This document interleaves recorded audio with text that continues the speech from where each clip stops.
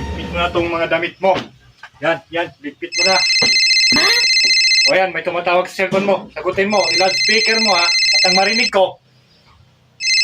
Hello? Hello, anak. Oh, tay, napatawag kayo. Gusto ko lang ibarita sa iyo, anak, na naibenta na yung isang hektarya dito na lupa na hindi natin gano'ng ginagamit ng 3 bilyon. At yung 1 milyon ay maiiwan sa akin. At yung 1 milyon naman ay para dun sa kapatid mo. At yung 1 milyon naman ay para sa iyo. At bigyan mo rin ang asawa mo, ha? Maghati kayo. Pamasyal kayo, anak. Mag-iwalong kayo. Para mapakinabangan yun naman yung napagbenta ng lupa natin. O sige, anak, yun lang. Bye-bye. Okay, tay, salamat. Hoy, lalaki. Ano na yung sinasabi mo kanina?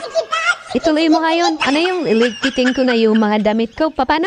Parang gusto mo na akong palayasin kanina eh. Sabi ko kanina, iligpit mo tong mga damit mo at iwawashing ko na. Ilabas mo pa yung iba. Ako nang bahalang maglabas. Magpahinga ka lang dyan, ha?